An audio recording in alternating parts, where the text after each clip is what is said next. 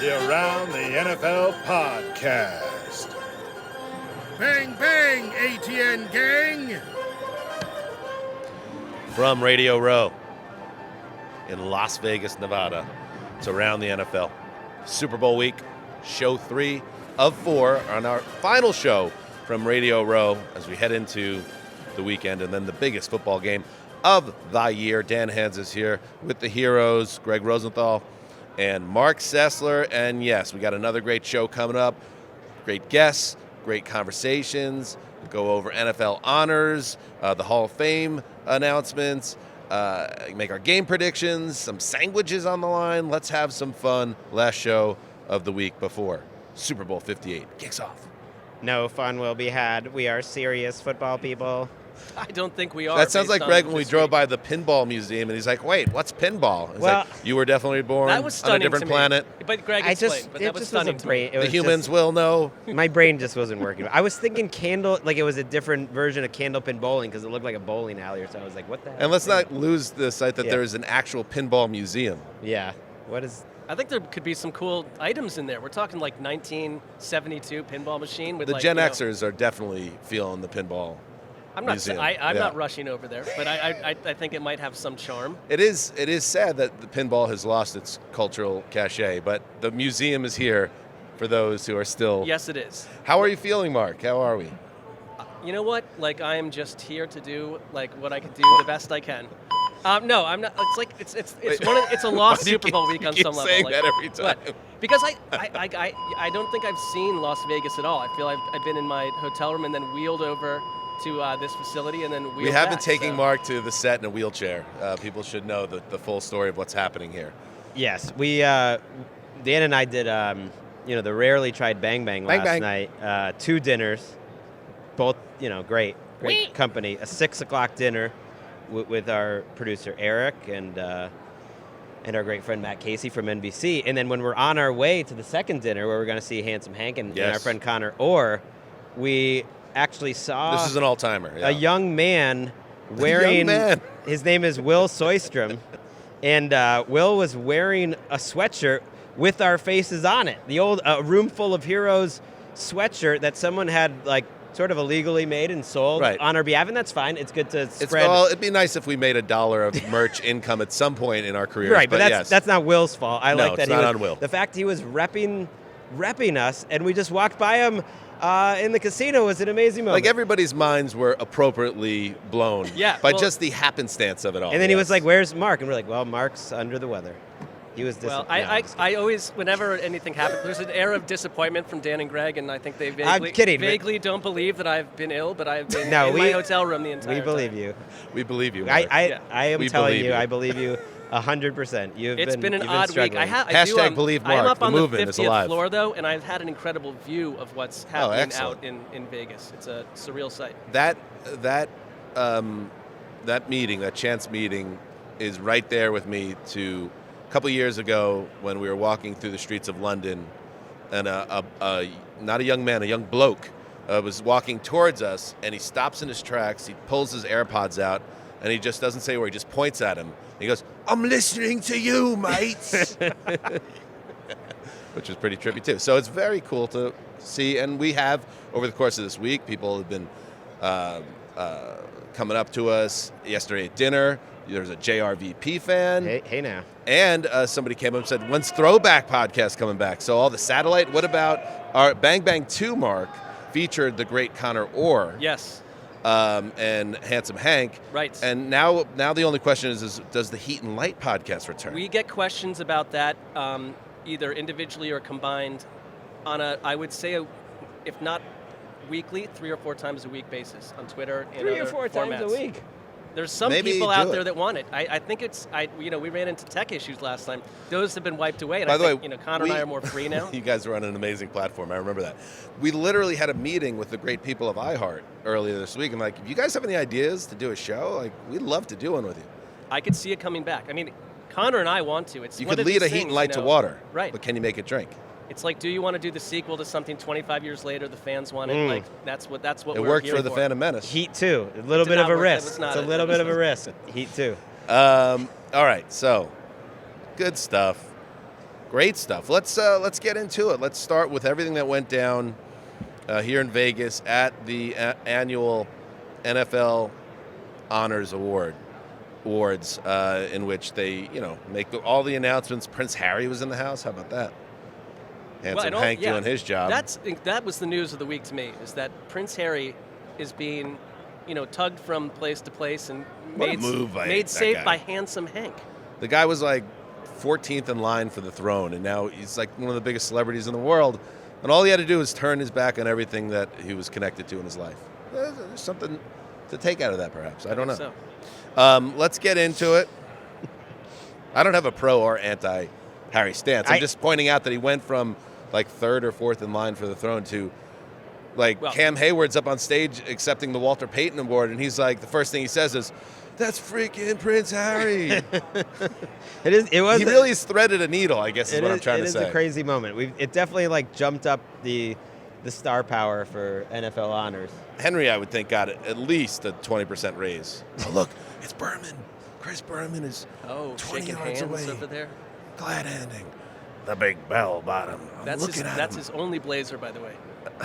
Look at him. We have reached the stage in the Super Bowl week where the splash page on ESPN.com is Chris Berman picks the winner of Super Bowl LVIII. So that's where we're at now. All right. It's time. Don't get impatient, Greg. This is the journey, Greg. I just mean it's like, what are we doing here? Yeah. It's like, make a big deal of what the pick is. All right. Well, like we're going to do in just a bit. We're going to make our picks. But let's start with NFL honors. And obviously the big award is NFL MVP. And this is not a surprise the way that, in general, a lot of these awards, there wasn't a lot of fun intrigue this year for several of them, including MVP, because you knew the way the season ended, Lamar was going to win. It really came down to, was he going to win unanimously? He did not, but he got 49 of the 50 first place votes. So it was a blowout. Dak, a distant second place with 15 points. Lamar, 49. CMC with 14. Your boy Mark Brock finished with 9. So that was the voting, and here was Lamar on stage after accepting the award. I'd rather send in a video to accept the award if I was going to win, because there was great players who was nominated as well, not just myself. And hats off to those guys, and they did a lot for their team as well. But, just to get this award, to be here for the award, it's an honor. But I'd rather would have been in the Super Bowl and accepted the award. But it's all good, but...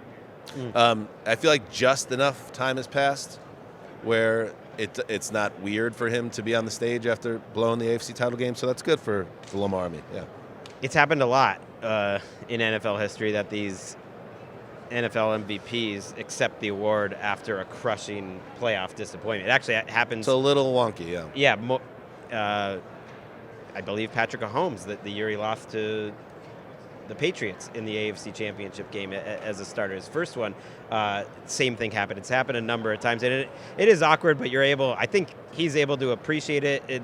And the bigger surprise is just like that it was such a blowout to me. I guess it was just the way the season ended. It felt like a very strange MVP year that Lamar would have been my pick, so he was a deserving winner. I think he was the right pick for this year, but it wasn't a year like where the last few years, I think the second or third place, like Jalen Hurts' 2022 season would have won this. Josh Allen a couple of years ago would have won this, and there just wasn't one of those seasons this year, and Lamar was the best of the options. Yeah, and I think the way the schedule worked out, MVP candidate, knocked out MVP candidate, then the next week that guy got knocked out by someone else, and Lamar kind of was on top of the hill at the end of the season. But I just go back to this thing, and I guess part of it is we're in an era where what happens in the postseason is not supposed to matter in terms of MVP, quarterback, offensive player of the year, but I would rather we vote later.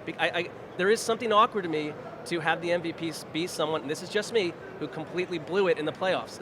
It's a little... Well, it's a regular season award, though. That's just what it is. I guess it should be, because otherwise it's going to just tilt heavily no matter what happens in the Super Bowl, but... So, here's the thing. I think, it's not... It would have been weirder had Dak Prescott got up on stage. Right, it's not 1982 and the kicker for Washington winning. Right, there's been some terrible MVP awards. But this one, I feel like we're going to look back, and while we're not going to disagree that Lamar should have won, we're going to be like, wow, this is... Not that he was lucky, but it's like... Good year to be If you look at his numbers, he didn't have his best rushing year. He was middle of the pack in touchdown passes and yardage. everything else, he passed the eye test, and he won a bunch of big-time games in the season. So it makes sense, but the numbers, it's kind of a strange year. But he got it. He's got the hardware, and now he's got to do it in the playoffs. I don't know if people will remember that, though. It's like when Polamalu, there's been some Defensive Player of the Year awards like that, too, where there's not a logical pick. I think with the Polamalu year, one of the... but MVP is different than that. Right, that's what I mean. Like, in the long run, though, you're just like, well, he won 2 MVPs. I found the voting interesting. I believe it was Aaron Schatz voted for Josh Allen first. He came in 5th overall. I thought there would be more diversity. Brock Purdy got 9 second-place votes, 5 third-place votes. Dak just edged, as you mentioned, out Christian McCaffrey, but there wasn't like a lot of mixing it up. I thought there would be a little more disagreement. And I heard, and we're at the point of the week where everyone, not us, of course, but everyone that works in media is just trying to like get now to the finish line. And I heard Stephen A. Smith just railing against whoever was the one who didn't vote for Lamar Jackson. It's fine. It's a disgrace. No, like Josh Allen had Eric. I know Eric would have voted for Josh Allen. He had a big time year with like a lot of memorable splash plays, and I don't think it's absurd that he got a vote. Coming from Aaron Schatz, like there's a lot of data and hard work and perception and ideas going into that. It's not just from the middle of the front of the show. Speaking of, maybe you would feel differently, Mark, because your Cleveland Browns had a nice award show, but if they factored in the playoffs, there's no way Kevin Stefanski is Coach of the Year. But he does win the award over DeMeco Ryans, who obviously the Texans beat up on the Browns in the playoffs. They finished tied in points, but it was Kevin Stefanski that got the more first-place votes. One so more he wins first-place vote. That's as close as it gets, obviously. I think both that deserving. I think that actually emphasizes my point.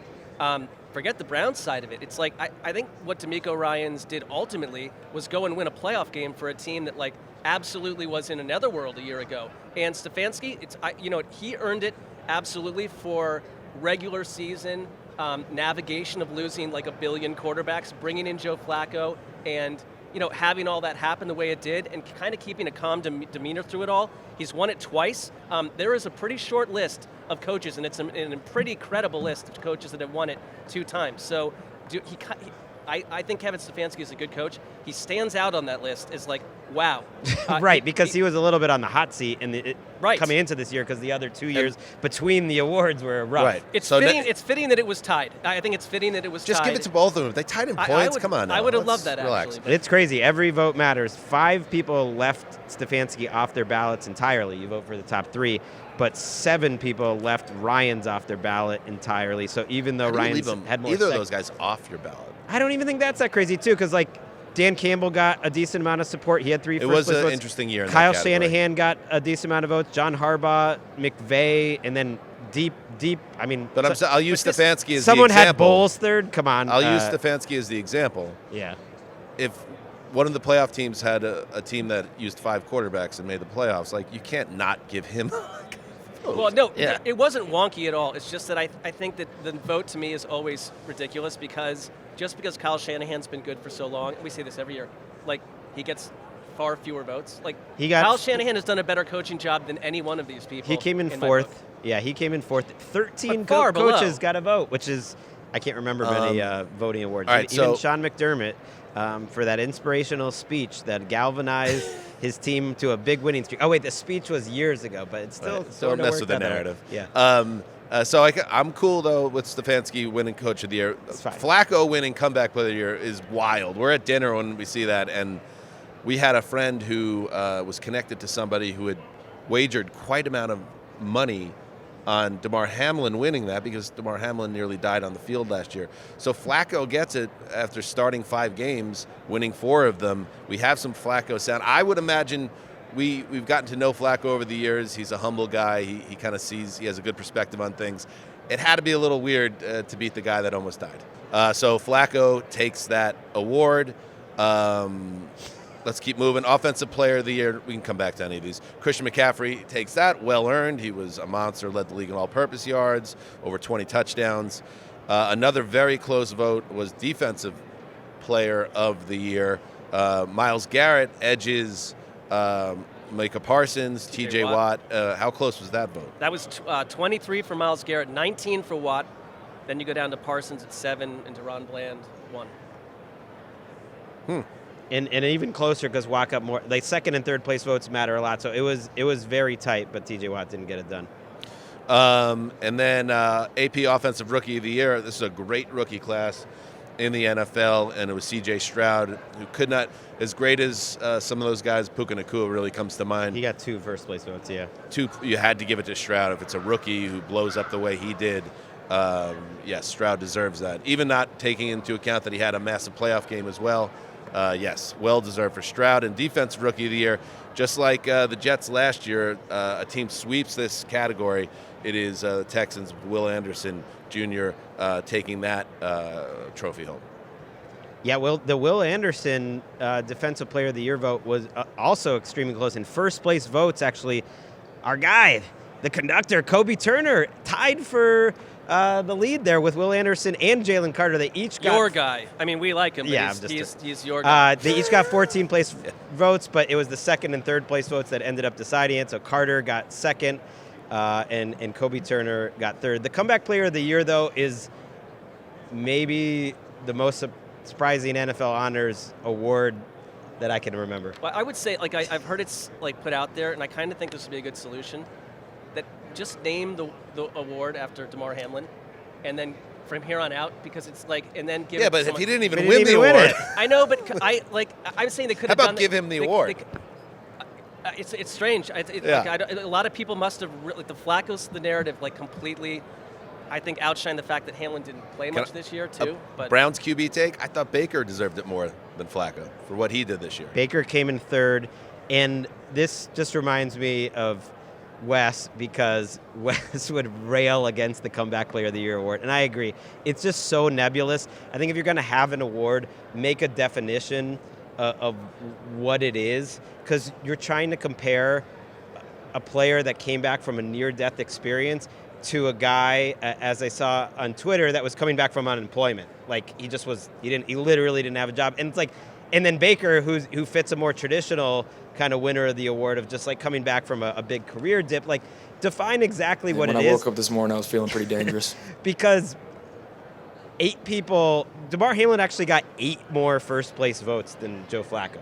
So actually, the conventional wisdom was kind of right, and they only changed the voting last year to include first, second, third in every vote. But what happened was 8 people left Damar Hamlin off their ballots entirely. Now, they might have just thought he doesn't really make sense for this award in their mind, or they could have completely forgotten him because they weren't thinking about him because he didn't have a big season. Forgotten him. Trust me, not all 50 voters are like completely locked into what's going on. So it's one of those two things. But either of those to me are kind of unacceptable, and I just think they got to define what the award is, because Flacco only got left off 3 ballots, and he got a ton of second place votes, and that's why he won, even though actually way more people thought Hamlin should have won. Well, a lot of it is what happens at the end of the season. Yeah. But when you say to define what the award is, I think it's one of the more nebulous awards out there, because if you say it's just for returning from injury, or it's bad season, great season, or it's something obscure happened to you and then you return and play well, it's like there's all sorts of comebacks. Brock in Purdy football. got 6 total votes, including a first place vote. So I was like, wait, what's he coming back from? Calvin Ridley came in 7th for coming back from a gambling suspension. I think the cynical side of me with Hamlin is that happened late in the regular season last year, and then he was at NFL Honors last year, and they celebrated him there, and it almost like it's old news. So the fact that he didn't qualify for the award last year, the people kind of moved on. It was no longer compelling to them in the way it was. I think but you're right. Those that remember that night and really how that played, it's a kind of a silly award, but what happened to him, that to me defines the idea to go back on the field and face almost that fear of after what happened. That's a comeback. Right, but it's also the kind of thing where it doesn't like turn Joe Flacco into the villain in this exercise. No. He didn't, He felt awkward about it and said as much, because he was like, I don't even know like what this means. Like he gets it. It's like Phil Rivers said the same thing when he was coming back from nothing and won the award. He came back from a bad season where he was just like, okay. Ryan Tannehill still my favorite. Had a similar one. And the last awards thing I just would want to say is like, it's nebulous. Yeah, it's very nebulous. Calm down, T.J. Watt and Steelers fans. You won a Defensive Player of the Year award before. You have such a hard-on for T.J. Watt. What do you mean? You just always have to get them, I feel like. But they just get so so fired up, as if the top 4 candidates, and I would include Crosby in this, who came in 4th, and Parsons, who came in a distant 3rd. You were splitting hairs to pick between any of the 4 of them. So you really, I don't think you can feel that crazy that anyone would get robbed here. It made sense to me that Garrett won it. A great sight of the night was Colleen Wolfe interviewing Joe Flacco before the awards. And he was towering over by what seemed to be like 1.5 feet. And she mentioned that she was already in 6-inch heels. And she just was looking up at him like she would at a skyscraper. It's a sneaky tall man. My image also with Flacco, I'll remember from the night, is there's a clip of Lamar putting his arm around I like that. Flacco's shoulder, and then he put his head on his other shoulder like he was like Joe Flacco's young child. So that's nice to see after there were some reports of them being quite prickly with each other. Lamar was like, what's it like to be a day? Ravens quarterback who steps up in the playoffs? Tell me more. Show me the path. Sorry, Greg. Took Joe a while, too, right? Joe, I remember even not after the Super Bowl year. Actually, no, it wasn't. It was his all. 5th year. It was his 5th year. They had made the playoffs. Remember him playing lights out in Foxborough a year or two later? And yes. that great comeback by the Pats. He was a big-time January performer. All right, let's pivot and talk a little Hall of Fame. How about that? Well, let's start. It is Super Bowl week, after all, with a great Super Bowl memory of the aughts. And having another spectacular postseason. But Devin Hester, the rookie who was so dangerous, who went to college here at Miami. He led the NFC in both kickoff returns and punt returns. And the Colts have had a hard time all season covering kicks. It's Hester. You could trying to work it back to the middle. Gets past the first wave, and here he goes. It's Hester. Inside the 30. Hester's going to take it all the way for a touchdown. And no flag, 92 yards. Listen, it's hearing Jim Nantz without Romo going, Jim! That was Devin Hester, Super Bowl 41. I call it the Prince Super Bowl in Miami. The heavily favored Colts against the Bears, and that was the highlight. That was the highlight of that night for the Bears, the opening kickoff in an eventual Indianapolis win. Devin Hester, and it's interesting. It's kind of fun now as we get older and seeing these guys that you remember when they came into the league now getting into the Hall of Fame after watching their whole career. Devin Hester is in the class of 2024. Joining him, Dwight Freeney, Andre Johnson, Julius Peppers, Patrick Willis, and then in the senior committee class getting in is Randy Gradishar and Steve McMichael, former Bears great. Great crew, all deserving. Who jumps out to you on that one, Greg, of that list? I'm thrilled to see Andre Johnson and Julius Peppers get in. It's a great reminder, especially with Peppers, to just wait a little bit. Wait a little bit to evaluate these careers. And when I was mentioning Flacco before, I was thinking about, I think it was his first 3 years, he had 1 touchdown, 7 interceptions, and they were really getting on him. We get it, Lamar Jackson no, win playoff games. No, I just meant people were killing Flacco for not being a playoff performer for years, and then it actually flipped the entire way. And Julius Peppers, to me, was picked on for years of maybe not living up to his draft value. People have totally memory hold this. They're like, well, he's so talented, but he really doesn't play that hard.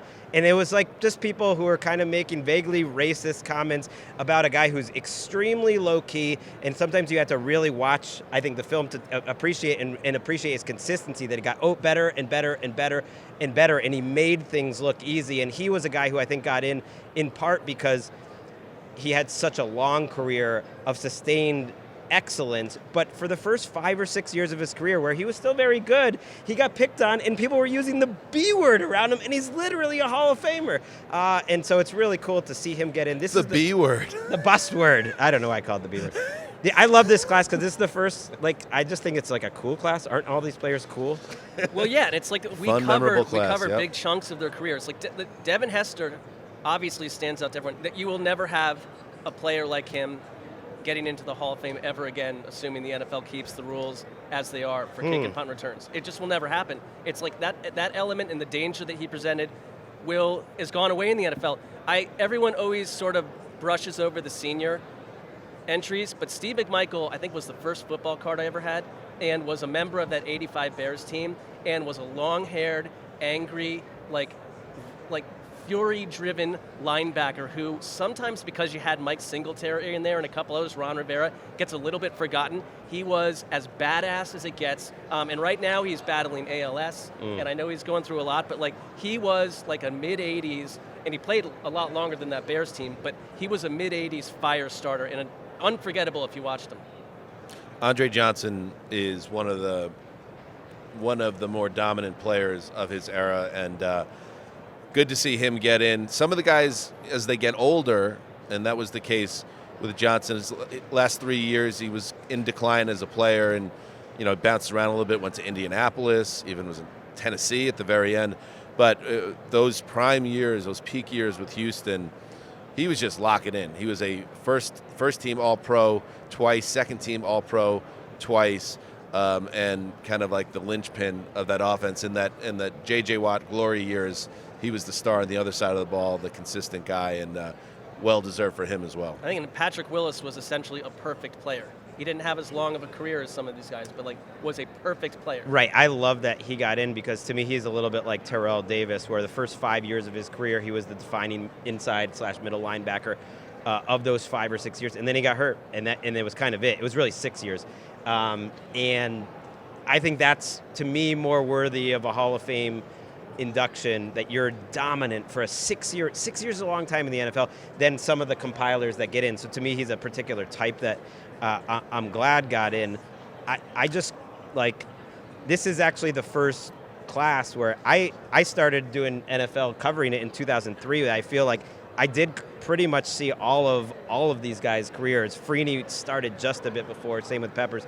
And it's just, I don't know, it's badass to see, but it's also crazy to me that Antonio Gates is not on this list, because I don't want to do the thing where you just say it's crazy he didn't make it. Who would you take out over him? Hester to me would be the obvious one, but I would actually put Gates over all of them. And I actually think if you had asked everyone in 2010 and you gave them this list, who's the biggest lock of the Hall of Fame here? I think Antonio Gates would have been your answer, and I do think he's getting punished a little bit for being on the Chargers, and some of it's just timing. But he won first-team All-Pro 3 straight times over Tony Gonzalez in his peak. He has 40 more touchdowns than Travis Kelce does. He's the all-time leader in touchdowns at his position. He has about 30-something more than Gronk does. At the time, he's one of the... There was strong arguments that he's the greatest tight end of all time. I hate knocking it out, but Hester is just a weird one, because Hester only made 3 or 4 Pro Bowls. I think he deserves to get in, and I think it's just a timing thing. Gates will get in eventually. His chemistry with Rivers was unbelievable, and here's the thing with him: injuries were just really kind of held him back. He played forever.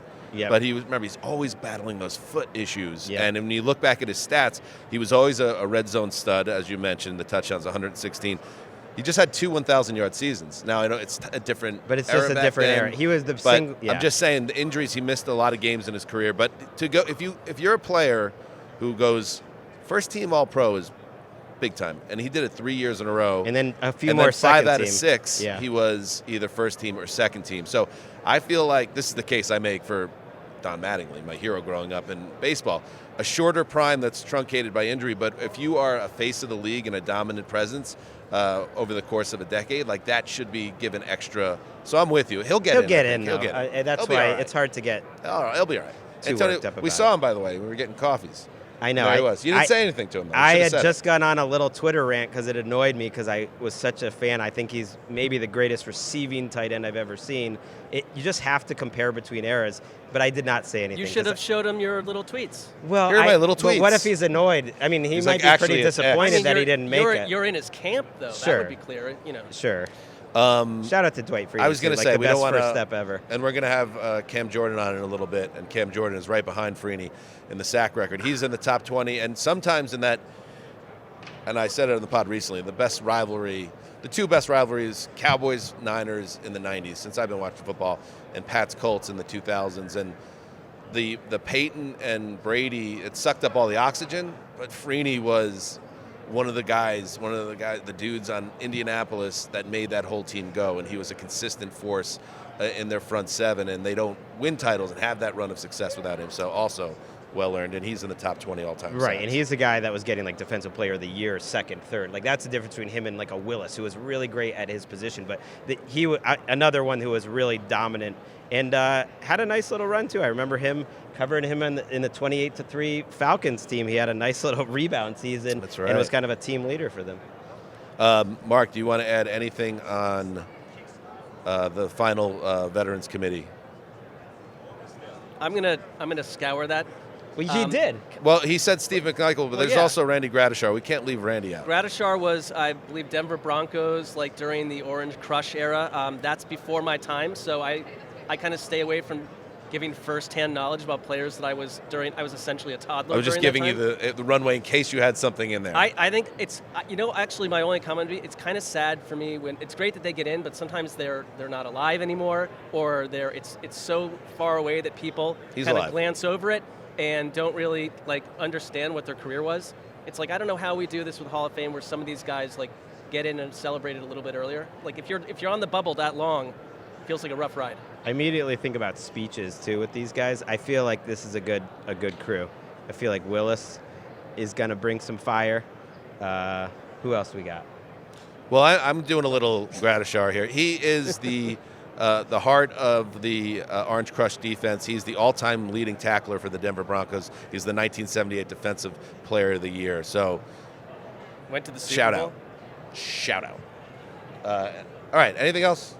All right, let's wrap this up. Good conversation. That's what's happening in the news. Let's take a break, and we'll welcome our first guest. We'll be right back.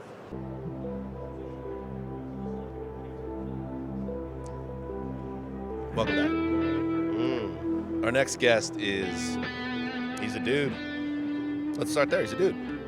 He's also part of the NFL Media Podcast Network. He's also a stud defender for the New Orleans Saints. You know who I'm talking about. Cameron Jordan. Welcome to Around the NFL, buddy. I appreciate you guys having me on. I mean, the intro music dropped, and I was like, oh, no, I get it.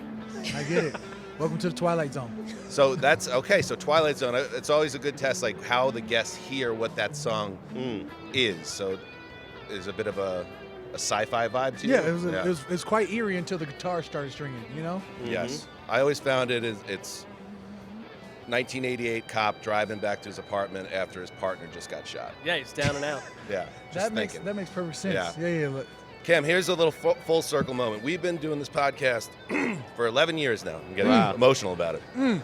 And before the podcast started, we worked and just wrote for NFL.com. When you were drafted into the league, you came to the old Culver City studios, and in the green room, a young journo, Dan Hanzus, met with a rookie. That's him. Cam he talks Jordan. in the third person ever since he got the last contract. And I remember we had a nice conversation. I wrote up the piece. I remember talking about your dad, Steve, and watching the Mr. Perfect video years ago on WWF. And now here you are, like, I don't know, you're a Hall of Famer? I think you are. You're the all-time sack leader of the Saints. You're in the ATN era, one of the greats. Yeah. One of the greats. Yes, and you are in outshine Jordan Cameron, who you were mistaken for in that. How annoying was that for a couple years? Come on. In 2011 draft class, arguably the greatest draft class of all times, there were so many. There was Cam Newton at number 1.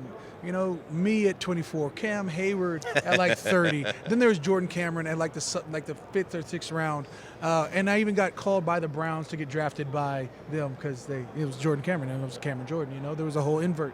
Exactly. So, it was a Browns organization that we all admire. Cameron Hayward seems like a great dude. He won Walter Payton Man of the Year award last night, though. Is that problematic for you? People still confusing I've got called Cam Hayward a couple times in my stay here for the last 3 days in Vegas. I've been called. I was like, oh man, Jordan Cam. And I said that don't even make sense. I said he's been retired for so long. Unless they're going like Jordan, Cam. Cam. Maybe that's what it was. There was pause in there. So maybe he was just reading it like you do the passport. Last name first, and then go on to the name. But I was like, oh, he's like, what they don't do. I was like, you're Cam. I was like, come on, say it. They're like, I was like, Newton. They're like, no. I was like, you don't. I've gotten Brandon Marshall and Alvin Kamara. And at this point, I'm just like, where are we going with this? you're a great player, but at this point, you're basically a podcaster.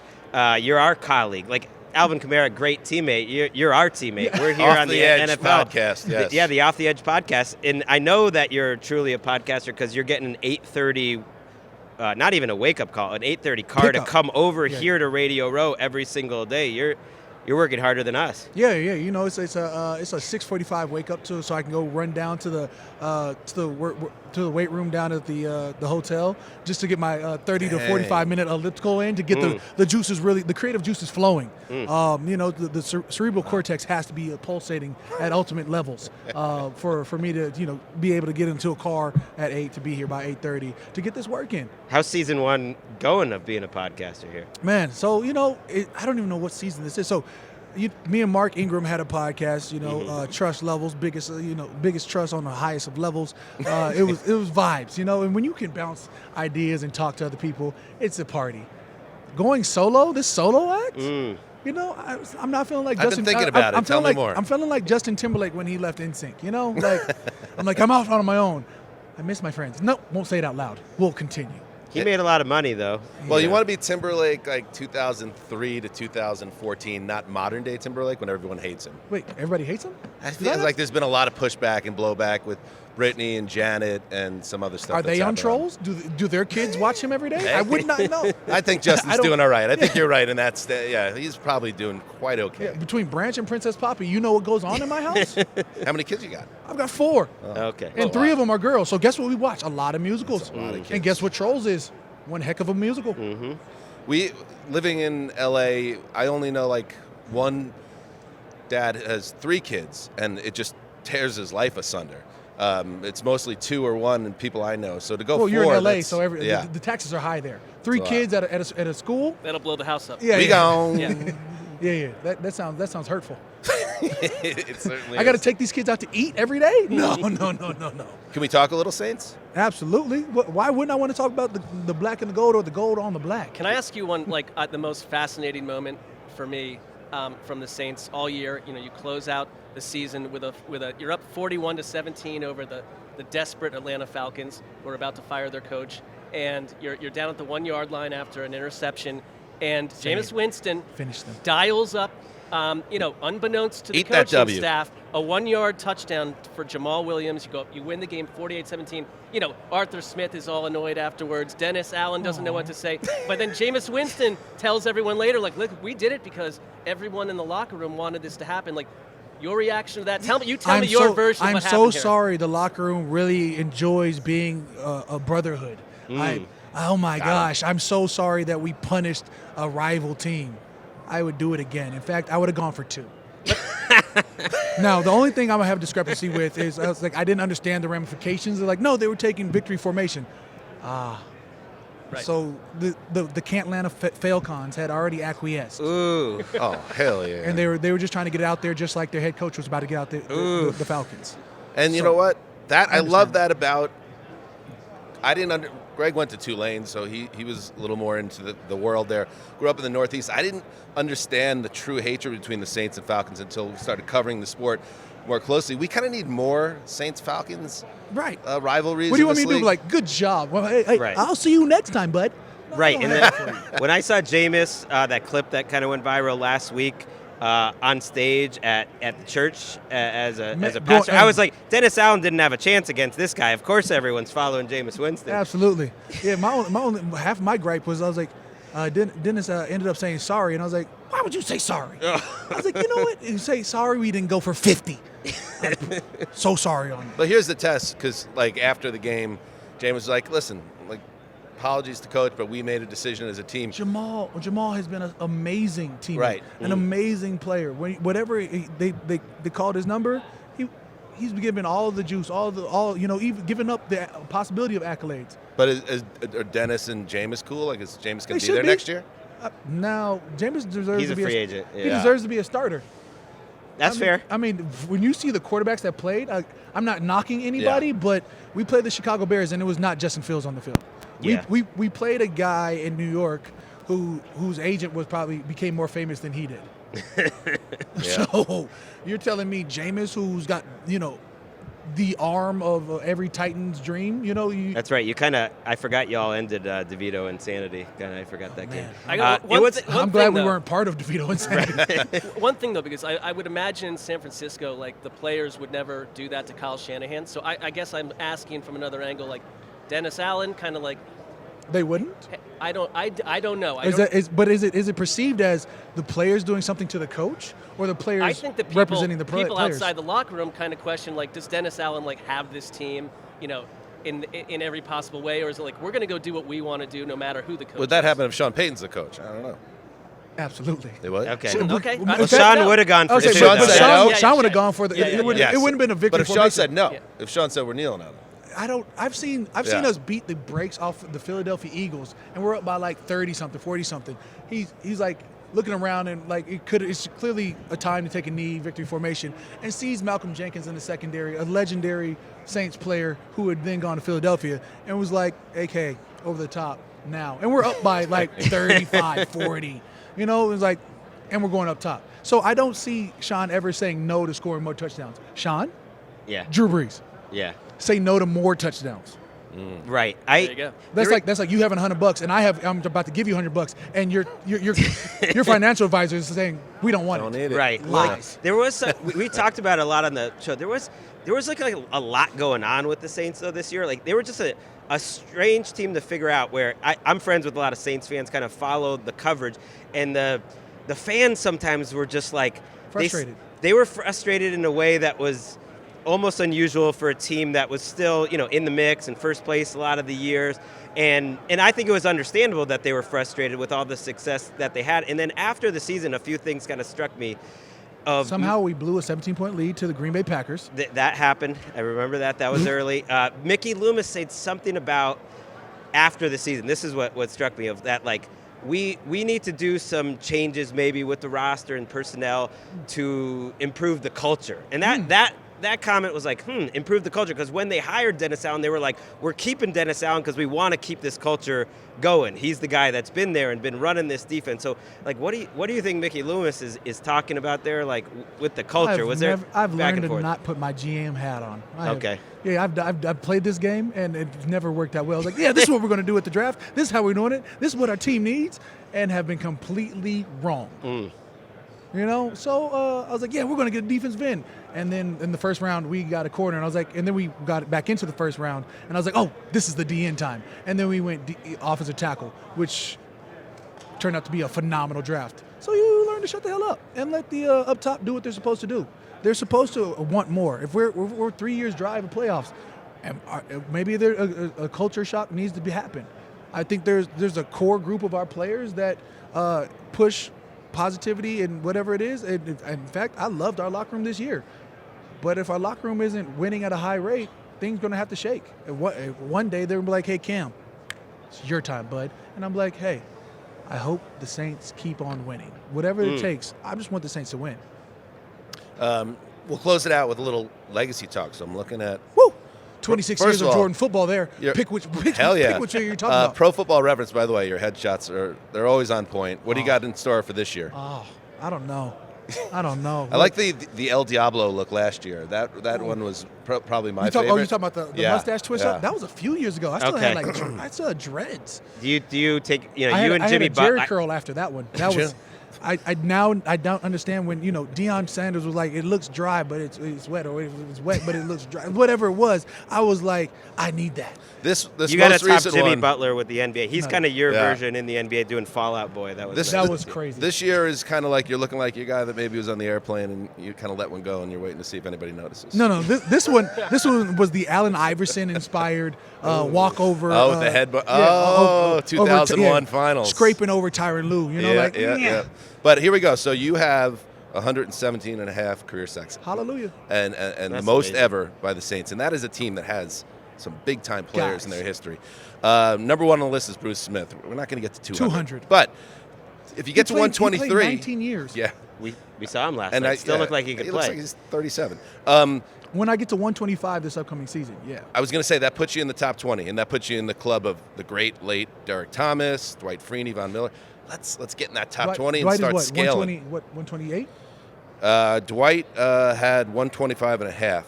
And to get into the top 20, math is at 123, which is, 5.5 sacks next year? I think we could do that. Just keep playing the Falcons. It's time. Yeah. As long as my ankle doesn't go out week 11, I have to go hobble around for 7 weeks. That's tough. I see myself doing that. The key is to stay. They say the best ability is availability, and although I played, I was not at my regular standard of living after. In fact, at a daggum Atlanta game. So you think I care about Atlanta? How frustrating is that when your body won't listen to you? Yeah, it was a 10-car pileup, and everything landed on my ankle. Ugh. All right. Well, hopefully next season you stay healthy and you're a dominant force as you've been your whole career. Thank you, buddy. And yes, check out the Off the Edge button. Now, listen, we don't always give massive endorsements of podcasts, but we're going to do it right here because Cam's the real deal. He's got obviously a big podcast future. So let's get on the big time guest. Let's get on the carpet ride with him. Yeah, but according to my people last night, I showed some dance moves. Maybe I quit this football thing and just go tap dancing for the rest of my life. Let's get in the top 20 first, and then let's do it. All right, Cameron Jordan, thank you, buddy. I appreciate you guys having me on. Thank you. All right, welcome back. It is time. It is time to pick the game. That game being Super Bowl 58, and let's go around the horn. Let's pick the game, and then while we're here, as per tradition, please share your sandwich prop for Super Bowl 58. We'll each have one. We should be hanging some onion here, right? I think we all know we should. It's a Super Bowl. Mm-hmm. So, Mark, get us going. How is this? And I think there's two things on the line here with you, Mark. Just think about this. As we learned yesterday, you did predict Niners-Chiefs back in September. Correct. I wouldn't call it a daring prediction, but But you got did. it right. Yes. And you deserve credit for that. Yes. So much credit. We have another situation going on as well. Unless I'm mistaken, do you have a win yet in the picks in the playoffs? Because this could be history also. I don't think I've won since November. I think you are winless in your picks so far in the playoffs and the locks. So obviously this is also our final lock of the week, lock of the season, second half standings on the line. Greg, a lot on the line in this game. I don't think it's on the line anymore. You blew it. I didn't blow anything. You lost last time. So that means you're one game up with one in play. Okay. You could tie. In the second I half also standing. believe in my situation. And also I have the extra first place vote a la That's Stefanski, good. so Okay. it would go to me, yes. There's an inglorious aspect to my situation that I believe I'm notched at 9 wins. You need to get to double I was digits. told that no one has ever finished with only 9 wins. All right, so there's a lot on the line. Let's see, what do you got, Mark? All right, so this is what I predicted way back when. 49ers 28, Ooh. Chiefs 24. But I want to explain how this game ends. Yeah, go ahead. Because the Chiefs, they've not allowed 31 points all. It's all these, their defense has been so tight. Kyle Shanahan's, this is what I wrote for NFL.com, Kyle Shanahan's winding quest to lift the Lombardi crescendos on a February night in Las Vegas as Brock Purdy tilts Kansas City's defense for 3 scores and 400-plus yards. The play of the game, though, is San Francisco's 77-yard pick 6 of Patrick Mahomes that seals the deal with seconds to go in the final frame. All right. I love that. I love it, Mark. You are always looking to ring it on the old horseshoe there, and that's a needle to thread, but I believe in you. I also like we're not all agreeing, and I'm picking the Chiefs. So I like we're on different sides. I'm locking up the Chiefs. 27-20 is my score. It's just under that number. I do think it's going to be more of a running and a little bit of defense game, so a little under that over-under. They're a dynasty. Some would say my locks title, staying at home in Santa Monica, is a bit of a dynasty. It actually started this four lock trophies in 5-year run by picking the Chiefs over and over and over again. So I'm going to go back to the people that helped me get there. And sometimes we talked earlier in the week about Andy Reid and Patrick Mahomes and the journey that they've been on into becoming all-time greats. And sometimes that's all it is just elevating at the big moments. In the season, Travis Kelce was 4 for 13 on contested catches. In that game against the Ravens, 3 for 3. MVS, you might not think of him as one of the great players, 3 for 14 all year and plus 20 air yard type throws, 3 for 4 in the playoffs. They're just playing better. Look at the teams they beat. to beat the Dolphins and to beat the Bills and the Ravens in a row, that's a murderer's row. I mean, murderers, let's come back. Okay. Dolphins is a tough, the offense, I think, the way that the defense frigid stepped temperatures. up, it's totally fair. But they won that game easily. That competition they've been beating, to me, has been more impressive than the Niners sneaking by. So I do like the Chiefs to really put the dot on this dynasty, get their third title. Good game, 27-20, but the 49ers, to me, they feel like supporting players in someone else's story. All right, so I'm annoyed now because I can't go against how I feel, and it's going to cost me the second half title, but I'll live with that. The second half's co-title. And Greg was always, I had that extra first place vote. But it's going to show once again the level of integrity that I operate on at all times. I'm not going to change just because Greg went chalk as he always does. They're literally the underdogs for what it's worth. I mean, they're 2-point Greg underdogs. Chalk. Everybody knows how you do your things. Okay, so congratulations on your titles. Whatever. Okay. I do like the Chiefs here, and I got burned like so many other people picking against them. Me too, by the way. I've been wrong. In the AFC title game, I thought it finally was Lamar's year. I thought Baltimore was the better team. And I'm going to say it again here. I think the 49ers, as they are presently constituted, their best game, I think, is better than the Chiefs' best game, the way their roster is constituted. And if Brock Purdy, for instance, came into this game sharp, and he was hitting throws, and you get McCaffrey making plays, and you have all this talent that San Francisco has on offense. If their defense can just play a B game, they're going to be okay because Kansas City has shown, even during this great run in the playoffs, that they're not an explosive offense. They're still not one, even though they've had better success than they were having during a very difficult regular season. However, I just can't do it. I'm not going to be the guy that goes against Mahomes in this spot. I think he's going to find a way. So I'm also, and this was already here, Greg, I also have 27-20. Wow. So we have the same pick, the same score. Let's see what happens. I wrote on NFL.com that I thought Mahomes wins another MVP, but it's going to be the Spags defense that makes plays that are memorable.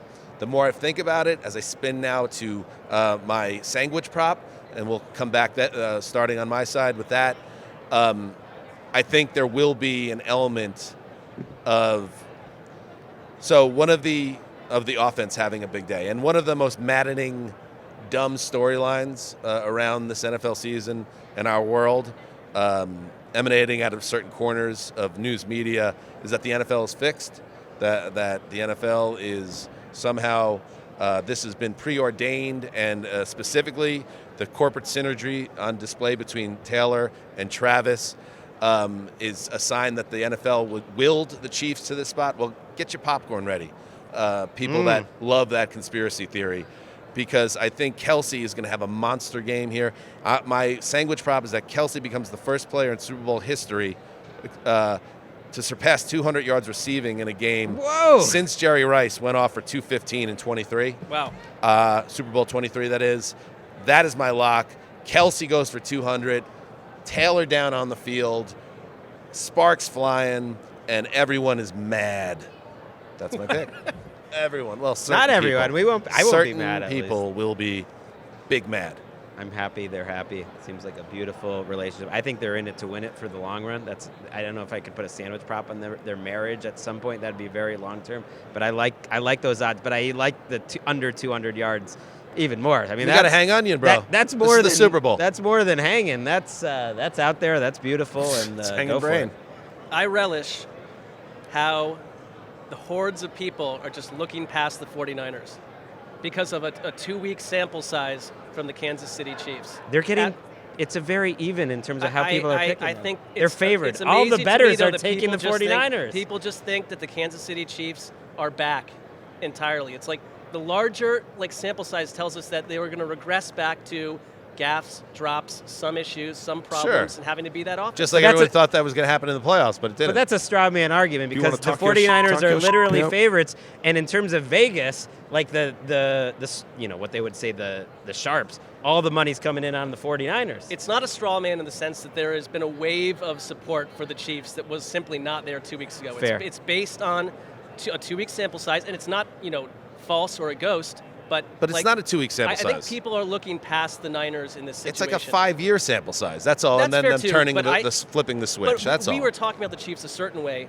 for 18 weeks. Yes. And now we're talking about them differently for 3 weeks. Because it's a different team now. Yeah. Well, that's a presumption. And that it's annoying. That's exactly who they are from here on out. That's all. I'm with you. It's always very difficult in the playoffs. Which do you balance more? And that connects with my sandwich prop. I'm going Isaiah Pacheco is going over 150 yards from scrimmage in this game because I am waiting what I've seen the last handful of weeks from the 49ers defense. I think they're what sticks out most in this game, that they have not been up for the challenge. I don't care about the effort thing. That's like 2 plays essentially and 2 players in very specific plays. It's just that they've been mediocre. They've been mediocre in the biggest of spots. They should have lost that Packers game. They were really outplayed in that game. They didn't play well in the Detroit game and got bailed out. The defense of the 49ers is the only reason I don't think they win this game. And so I'm going Pacheco over 150 yards from scrimmage. Oh, you've been talking about that. All right, how about you, Mark? Are we Are you taking that? Are you taking that? Oh, yeah. We didn't. I'm do taking that yours. part. You took mine. Are you taking? I will take yours. Yeah. I thought that was, for all the time that we call certain things onion hangers in terms of a game situation, that's a huge one right there. I mean, I'm probably doomed, but That's a huge one. If it, like, will you guys buy me a sandwich if he goes for 184? Well, then just lower the number a No, little bit. nah, bro. I'm going for it. No, I think it's a nice round number. Yeah, give me 200 first and Jerry. I'll take yours too. I think that yours is more probable. If like everything 150? went right for the Chiefs, 'cause Total yards? You could break off an 80-yarder at some point. You never know. Still would be certainly long odds in terms of, it'd be like plus 300 or something. Like that. I will take you up on it, but it's certainly within the range of outcomes. That's the other part, Mark. San Francisco's defense certainly could be exposed in this game. That's true, but I Yes. would say their defensive woes are also more recent than the longer sample size. But I'm not big on their defense. But they gave up 60. But isn't recent what matters the most? It is, but I'm just Yeah. saying, like, that they Both gave, these like in teams? 2 playoff games, they gave up like 67 more yards on the ground than they had at any average-wise in the season. So, and I honestly think that the come to Jesus talk from Steve Wilkes does matter. Like, they lost the pride a little bit. I'm usually with you, Mark. I'm usually the numbers over the season matter more. Look, the 49ers are favored. You just can't sell me on the no one believes in them argument. They're literally favored, I mean, and it's a coin flip. But I actually think you're making good points. And if you're peacocking at the end of Sunday, it wouldn't surprise me. Like, this is game, not much would surprise me. And I think the 49ers. I agree with you too that their best game is better. The other thing that doesn't matter is everything that came before this game. If I beat the both of you in this lock, That's it. That's all that You're anyone the will champ. remember. I'll give you You want the trophy? I will. Let's do a vote. I will purchase Who my own gets the trophy if I'd vote for me. I vote for you too. Give Okay. Eric a vote too. Eric, For one game. How many weeks have we had? I think I'm 17-4 right Well, now. that's might be a record. That might be a record. By the way, I buy into hashtag EffortGate. I don't even know if some of the Niners defenders are going to show up for the game. Right. So, like, I do not. I'm lazy. I'm laying on the couch. Wait, we didn't get your sandwich prop. All right, so I'm going to do a very me thing because I got like a symbol from the sky earlier this week that in Las Vegas this week, Yes. a player was bit by a coyote according heard to about some that, reports. yeah. Okay, a lot of people reaching out Down about by that. the lake. Right, and that's something that I said would happen a while back. I often say things that will happen and they happen, down What the did road. you say? That a player would lose. I believe it was a player would lose like some playing time by being bitten by an animal. Now, in this case, it's a little bit off. It's a little too specific. I mean, we're just At this we're point, casting a wide net at this I'm point. accepting that he probably did say I'm that, sure but I he don't even did. remember. I'm sure he did. Well, people are reaching out to me and saying this is true. I'm sure they are. Well, listen, I understand how this works with you guys, but it's been too quiet in Las Vegas. It's been far too quiet. Okay, I like this. This city, it's Friday. All of this business, this nonsense, this look at me business is about to Keep shut going. down, and it's about to become an explosion of human non-virtue and problems and bad choices and all sorts of stuff. And I am telling you, I just think this energy will feed out to the entire NFL sphere. That between now and the end of the game, what I would call a far-reaching NFL story. You know when we get those? It's like when Bountygate started. It's like, we're going to be reporting on this for the next 3 or 4 months. Yeah. I'm not talking like 2 weeks or 1 week and then it disappears. It's like this is going to go deep and going to go long and wide in terms of like a story. A far-reaching NFL story that lasts for months will hatch before the game ends. But it could only be within the confines of the 4 quarters? Well, no. Or through the Between weekend? The minute I said this, and the end of the game. What if something has already happened, it just hasn't been reported yet? I think that would qualify. Okay. Would it? I mean, But not it if has to not be if it happened. Not if it happened in September, but if it But happened. when does it have to be reported by? Sunday night? No. I would say. The bet has to close. Well, the wager's got to close on the Sunday show. In spirit, I would think that it would have to happen, and we'd know about it by the end of the game. Okay. I'll go with that because I think otherwise We it need starts, that, right. or by the time we get to this in the podcast, late Sunday night, which is hours after the game. Stuff's coming out. Okay. And I think, that's a but good when I one. say far-reaching NFL story, I think we can agree on one that if we were back on the news desk, you'd be thinking, headache for weeks, months to come. I had something similar cooked up, so that's why I'm not going to take you on it, because I too believe something's going to happen. Why would you not take me on that? That's the most surprising. I have a feeling it's the worst move yet. Something newsworthy will move the needle, and yes. Isn't it too hushed? It's too hushed. Right. The 49ers having another alarm clock wake them up 15 minutes early does not qualify. It has to be massive, so I will take you up on this. Cam Newton's walking behind us with a cigar in his hand. You can't do that. What is this, 1986? I don't know. All right. They're smoking in our hotel all over the place. Are they? Yeah, I walked down. It is Vegas. Yeah, I walked out of the hotel, and there were two. It's the last old bastion war for horses smokers. Smoking men's cigarettes. All right, there you go. Those are our Super Bowl predictions. Those are our sandwich props. I stand with you on that one, Mark. Okay. I'm glad that you do because I think that suggests legitimacy. All right, let's take a break, and then we will welcome in certain members of a certain team of a certain podcast. Up next. Yeah, you heard it. Our guest now joining us from the Minnesota Vikings, Kirk Cousins and K.J. Osborn. Welcome to Around the NFL, fellas. And there's the chant. Can you picture it? It's almost your back. I can feel it. Inside the building. I can feel it. This is the best intro yet. Best stadium, right? Yeah, they hit a home run with it. Really well done. Kirk, KJ, tell us what you're doing here with Bounty. Let's get into that. Well, you can't have. We've had some wings that we've set up at these different stations, and you really can't have wings without having Bounty paper towels. So it's true. So we're really, understand a lot of people on Sunday watching the Super Bowl are going to have wings. They're going to have parties. They're going to have all kinds of good food. But make sure you don't forget about the Bounty paper towels, because I've hosted some parties through college, through the years, where I forgot the paper towels, and it's a problem. So you can't have football without wings. What if somebody brings the wrong paper towels? You just kick them out of the party? Oh yeah, for sure. You're Bounty gone. only. Yeah, you have to be Bounty. You're out. With the B. It's not going to work. That's true. It's not gonna, I've not always gonna felt feel that. it. I It's not agree. gonna feel it. Tell us a little. Here's a little. This is our 11th season at ATN, and every year we pick a team of around the NFL. This year we picked the Vikings, and it was after Kirk's injury, and we kind of said, let's get behind this as an underdog story. Didn't quite work out, but we had your backs all season long. We want you guys to know that. Love that. Yeah. Appreciate it, man. What's going on with the Achilles? I know you've been asked that 7,000 times. Yeah. Where are you at? Yeah, so I'm 3 months in. Probably got about 4 months to go. I'm hoping I can get back. I expect to be able to get back for 7-on-7 in OTAs because you're safe there. You're just taking your drop back with nobody around you, making the throws. I'm hoping to be able to do team drills too, but we'll cross that bridge when we get there, and then go into the summer break fully cleared, fully healthy. But the first 3 months has been a positive experience. I was nervous because I haven't had surgery before, haven't had big rehab, but the surgery, the coming out with the cast, and the scooter, and then the walking boot, and now getting back in a shoe. It's been a real positive process. The Vikings training staff has been outstanding, and it's been a good first 3 months. Yeah, KJ.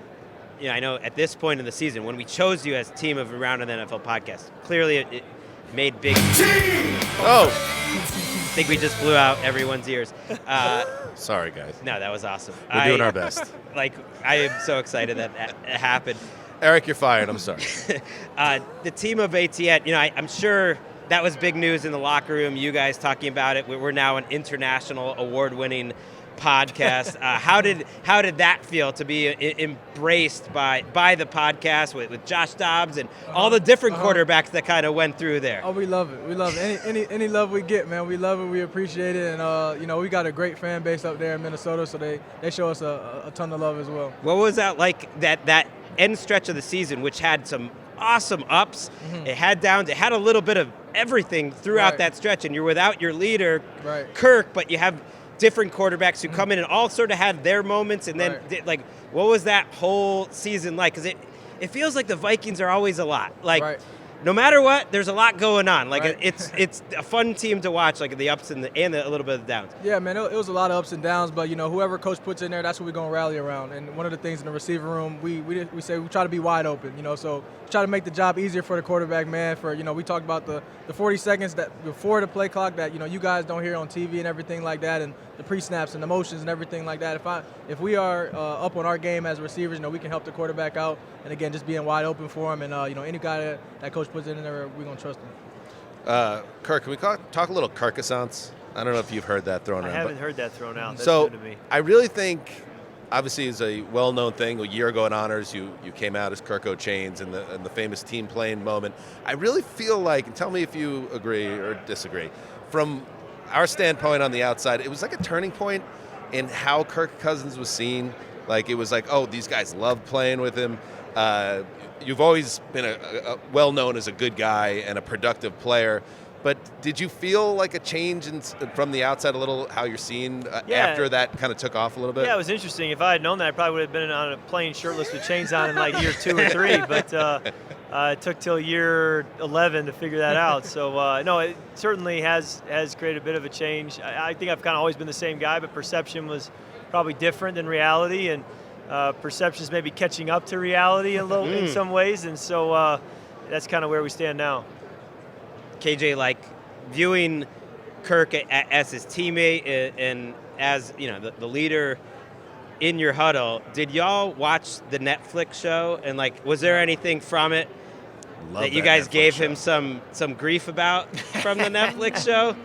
I think a lot of people ended up loving that show and loved Kirk in it. I loved it. I got a lot of feedback from family. We were trying to keep friends. it a secret during the season, so we were trying to be low key. We didn't want it to be a distraction. So if anything, the grief I got was, we didn't even know. You didn't tell us. Like, you didn't tell us. We didn't know, It was a little fishy because, there was always cameras up at practice. I'm like, that's not the team. So I'm like, somebody's mic'd up every day, but nobody, usually that stuff gets out, but it was a good secret. It was a good secret. Yeah, that was such a great look, and I think maybe that also played into the Kirk Cousins a little bit. I think it did. Yeah, and just seeing like the dedication it takes, and after the season ended in the playoffs, like you getting up early and spending the time with the family. I mean, it's I think it's good for people that haven't played the game to see like the human side. Totally. And that show did such a great job of that. Yeah, that was the fun of it, was that we do cover a lot of the football. Maybe this show can cover the football and I think the and was what was so fun about it.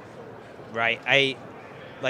My kid loves that show, and he has like an hour of TV he gets to watch a day, and he's choosing to watch that show. You're raising him well. Right, which kind of boggles my mind. So he forces his child to watch football content 24/7. I'm training him. We're raising our kids the same way. Right, like I've seen the ex-players at NFL Network, how they train their kids to become NFL players. It's not going to happen with my body, so I'm training him to be a podcaster. There you go. Now you guys are here as teammates. Your futures are somewhat up in the air going into. Have you ever thought, KJ, of seeing what Kirk's done as a businessman in his career? He's gotten it done. Oh yeah. Maybe you combine forces. Combine the leverage. You're stronger together as a free agent tandem. Just the thought here. I've never even thought of that. Like, go to free agency as a group, as like a team, not as an individual. You seem like a Friends guy, Kirk. Did you watch Friends? Friends is a little bit ahead of my time, and I never really resonated with me. So you totally mispegged me there. I'm not a Friends guy. I'm sorry and apologize. It's a bad job by me. But they had an ingenious move where the 6 main cast members negotiated together. And they did. Yeah, we get the same amount of money. I see. We go to the same place. Same KJ, align with it's been QB1 done here. Before it worked out. It was a record-setting show. Maybe we try the same thing. I would not be against, if I had to pick someone to team up with to do that. There you go. The guy to my right would be someone I would pick. So wingman, baby. That's a good idea. How does it feel like this time of year is just an awkward time? It is. That's a good word when you're for a little in between for both of you. Just, I guess, how are you feeling? What are you thinking going into it as free agents? Yeah, we've said March is the month, and we're in February, and the season ended January 7th. So you really have 2 months of no news, and you're not supposed to have news. It's just kind of a waiting game, and that's okay. So you have a lot of people asking about it when you run into them in town, and they want to know the updates, and I say I don't have any updates. I'll let you know March 7th, 8th, 9th, 10th. That's when things will start to heat up. Yeah. Until then, there's no reason to have news because you really shouldn't. All right, so go ahead. So this is my first time doing it, so I'm going through it. I'm learning, and I'm asking my agent, I'm asking guys, and it got to be something you hear. It got to be something, and I'm finding out the same way as Kirk is saying. It just doesn't happen until it happens. Well, I'll say, and we're going to let you guys go because we know you're busy, but I've always had I grew up a Jets fan. I wanted you to sign with the Jets a few years back. Didn't happen. But I feel like you found a home in Minnesota. You guys have great chemistry as teammates. A lot of big time players. Let's run it back. Stay in Minnesota. We don't need, but get paid. Do the friends thing. Get paid. Do the friends thing. Yeah. All right. Kirk Cousins, K.J. Osborn. Thanks, guys. We appreciate it. Great seeing you. All right. There goes Kirk and K.J. and Marc's back in the picture. We should have mentioned that Marc stepped out because there's not a lot of mics, and Marc needed a blow. I thought it was a little weird that Marc is still so anti-Minnesota Vikings from what happened with Team of Around the NFL. He did a walk-off. He refused to interview, but it's nice to welcome you back. Well, it's, I feel like I could tell that I was missed. It's really evident. Like, it was just more talk space for the two of you. And so, fine. Have a nice time with it. All right. So Marc is back, though, because we have one more guest. And this is a little pop for this guest that it's the final guest of Super Bowl week at Radio Row. That shows how much we care and love Nikki Glaser. The dregs. The great. Friday is always the big spot. Oh, yeah. Nikki Glaser, who is a tremendously talented stand-up comedian and host, and you're doing all podcast host. You have your own podcast that is emanating out of this very spot. Right after we finish up, you're also You're going to be on it? I can't wait. Yep. Can't wait. And you're touring relentlessly, all making the that time. guap. Yeah. So check out Nikki's tour dates on Tableside Guap. Yep, at wherever on all the socials. Nikki Glaser, welcome to Around the NFL. Thank you so much for having me. It's an honor to be here. This is like a weird thing. Yeah, we go way back. We go way back. And Nikki and I remember. It's not weird for Marc and I. It's pretty normal. No, but I want to know. I want to know more. So, way back in 2008, when Nikki was first fresh from St. Louis and college, and I was coming to LA to work with our buddies Bob and Jason Zumwalt, and they were doing these videos and doing great stuff. And Nikki was a fan as well of the work they were doing for the post show, which was well, I met really your fun friend stuff. Bob. I was drunk in college one night, and I was a big fan of Best Week Ever. Bob worked on Best Week Ever. I followed the Best Week Ever blog on VH1. Bob did the blog. He had also posted his AIM screen name on the blog. And because I was a super fan, I was like, I'll just add him to my buddy list. So one night in college, I came back to my dorm. I was a little drunk. And I was like, he's on. I'll just instant message him back in the, I heard the door open. And then I became friends with him from just AIMing him once, and then he put me in some of his sketches when I went to New York. Probably was trying to make something happen romantically, never did. How could you resist? I know Bob. I don't know how you resisted Bob. There was a rooftop moment where I think we could have kissed, but I really I have a way of putting up a wall that lets people know don't even try anything. To keep their dignity. It's important. Yeah, it just I have friends who get hit on all the time, where I'll just be with them and guys will just be like, hey, you gonna finish all that salad? Guys will just say something. Don't do the salad bit. Or I was walking with my friend in the park and some guy was just like, hey, do you dance? And he's leaning against his motorcycle and he What's wrong with us? 20 feet away goes, do you dance? And he's not talking to me. And I go, do people just ask you if you dance? And then she's like, oh my God, no, I don't. I go, don't stop talking to us, sir. So I think I put up a wall with people, and especially that's good though. It's a skill, like a friend zone thing, because I like being friends with men, and I don't want a weird thing to get in the way of that until I choose. I'm taking notes at the moment just about the tree thing and the leaning against the tree. Don't just leaning. Don't do it. I put up a similar wall. It's why I really haven't gotten much attention from the ladies this week, but it's just obvious the wall. No one's ever asked me to dance in the park, and I know it all connects. But yes, it's all no one asked me either. I had to explore it and go, why am I not getting these? And you had a Comedy Central show that Bob was a head writer on. So we're all connected. And I was in that world working with the guys in 2008, and we became friends. And I remember, because I was broke, you were broke too, I'd imagine at the time. And I remember taking our buddy Brian's car, and I would drive you to like stand-up sets occasionally, and it would be so it's kind of it's kind of a this is all in Hollywood. This is a full circle moment. It's so great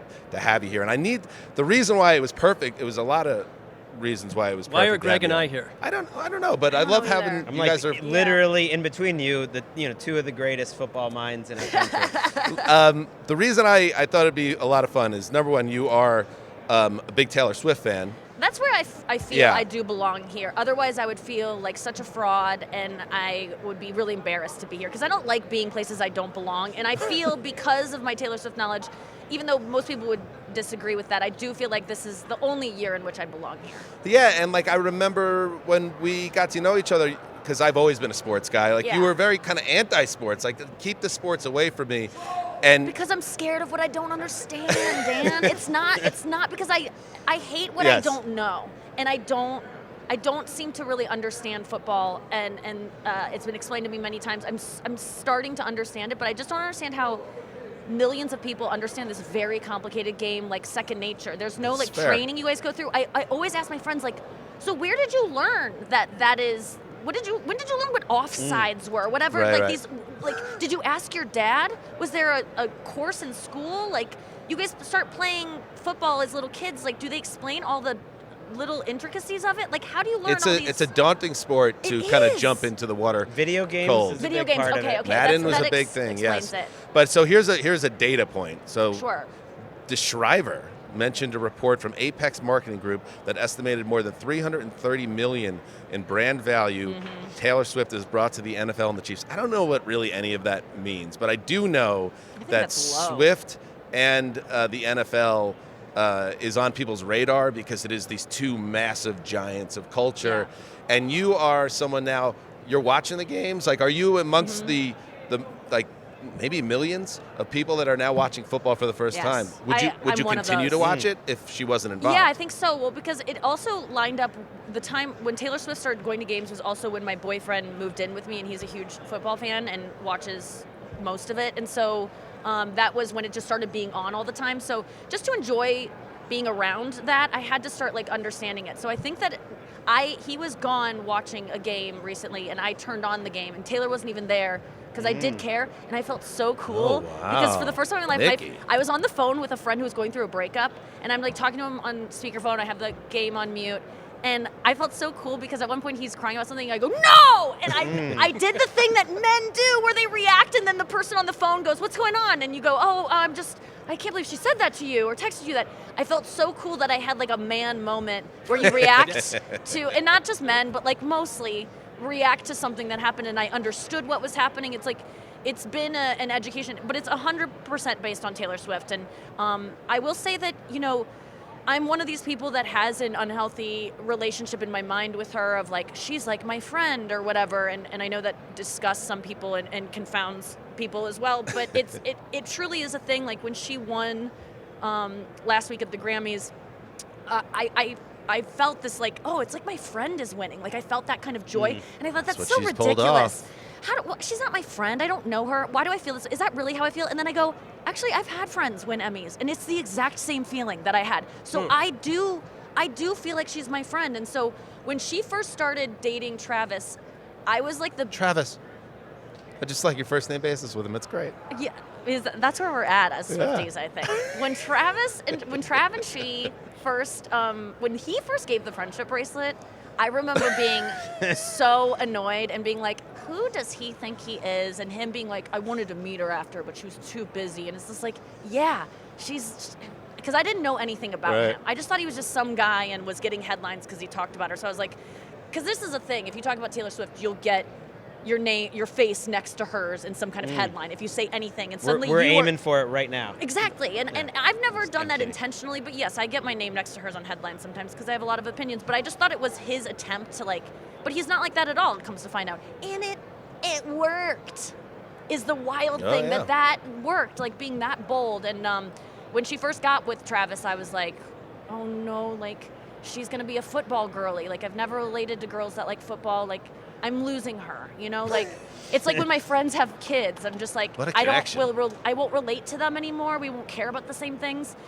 And then I said, try to let this in, and I was able to, and I feel like if she ever has a baby, though, that's when I'm out. That's when I go. You're moving on at that point. I can't have a it's It's too too late much. for me. It's a bridge too far. Yeah. She gone. Yeah, she gone. A little Kelsey baby. But yeah, I'm into it now. I feel like the two groups. I mean, you should see when football fans are like, why would Taylor Swift fans get so into this or follow this person around that they don't even know and get emotionally involved. I'm like, there's a 70,000 person stadium of people whose entire weeks or months or lives or years are going to rise or fall based on what happens on that field. And whenever we're in person, it always strikes me as oh yeah, these are just other people doing this thing, and they actually have no relation to me whatsoever. And the people on the Patriots really aren't that different than the people on the Colts, even though I've built up in my mind. It's we're having the exact same parasocial relationships. Yeah. And it's nice to put yourself into something that you have no control over. Thank you for saying that, because that's what I've envied about sports fans, is that you have this community and this passion and this thing where you can get so excited about these events you look forward to, and I just never had that until I became a Swiftie, and suddenly I have this community of people where we're all rooting for the same thing, and it feels really good, and yeah, the only place she plays now are places that are made for football. So it's it is the same thing. There's a connection. It's a huge connection. Everyone dresses up. But I've been to 9 Eras concert tours in the past year, and I'm going to 3 next week. So I'm gonna, I'm getting Where? Up there. Australia. Look at you. I know. I didn't go there for it. I'm just there for a wedding, and she happens to be there, so I'm going. But and people go, how could you go that many times? And it's because it's just a great, people go to see games that many times, but my team always wins. Always. There's no disappointment. Yeah. I find a comparison here, because when I was very young, I'd moved back from England. These guys are tired of hearing about this, but my mom woke me up one morning in 1984, and we went down and watched the very old television set. It was the Charles and Di wedding. It started at 4 a.m, and we sat there, and I'll never forget watching that. And I kind of think with where our culture is a little bit, that this is the perfect kind of our version of Charles and Diana a little bit on some level. But my question more would be, because it makes so much sense culturally for the football star to date the rock icon. Yes. And maybe the roles are a little reversed. She's the royalty. But do you think the rock icon would date someone who podcasts about football stars? Would that have the same hold It's an over important question. the We need culture? I think we will love whoever she loves, but this is certainly playing into she's always been the she has a song called 15 where she's you'll do things greater than dating the boy on the football team, where it's she has all these illusions throughout, I wear short skirts, she's on the bleacher, well, all that stuff. It's all been leading to this, and I do think it will last a really long time. I don't think it'll last forever, because I don't think many things do, especially with the pressure of, But I think that this will go the distance. I think they'll have kids. I think they'll get married and all that. I don't think there's a proposal coming. You want to put a sandwich on it? Yeah. All right. I'd love to. We do sandwich props. Yeah. But they will have children. Yes, running. I will get an announcement 2025 December of a baby on the way. Nikki's hanging onion on the show. There'll be a very Mark-like I'm to get saying, too specific. Let me predict it now. Wedding, summer of 25, announcement of baby in December. That's a beautiful prediction. By the way, do you have our opening? Because I think she might recognize the voice. I think Nikki will like this. Let's see. It's a test. Oh, I know who this is already. The Around the NFL podcast. Jason Zumwalt. That's it. So this is such a fun, cool thing to have Nikki here. And you, by the way, check out Nikki on the Good Girl Tour. If you're at the wedding, and see, your fame is reaching levels where it's I got 1 million Instagram followers, and my friend is getting married in Australia. I'm going to go. Yeah. If you can go to Australia for the wedding and then catch Taylor a few times, Nikki, I'm proud of you, I guess is what I'm saying, as a friend. Yeah. $30,000 on. I'm getting some here and there. I get a little deals or insider, you can buy tickets for $700 instead of $7,000, but I'm not getting any shortcuts from my fame. I don't think I want to be friends with her. Okay, It would ruin it's it. too heavy. Yeah, it's too heavy. And you're also the host of F-Boy Island, which, Mark, I know you auditioned for. I'm sorry, Mark. Yeah, maybe next time, We can't allow shirts in the swimming pool. And you refuse to take it off. Take it off, Mark. And finally, the Nikki Glaser podcast, which I think about to do with you. Yes, I'm so excited. Awesome. And that wraps up our our week of shows here at Radio Row. Next time you hear from us, it will be the flagship program, Super Bowl 58. Check it out. I mean, if you listen to these shows, you're going to listen to that one. But so I don't need to sell it. But, listen. Thank you to everybody. Thank you to all our guests. Thank you everybody behind the scenes. Eric, thank you, buddy. Great week by Eric. We had 4 old fashions with Eric, and even guilted Rosenthal into one. So that was a big development also. Highlight of the week, guys. Highlight of the week. All right. Love you, buddy. Thanks, everybody. Till Sunday. Heed the call.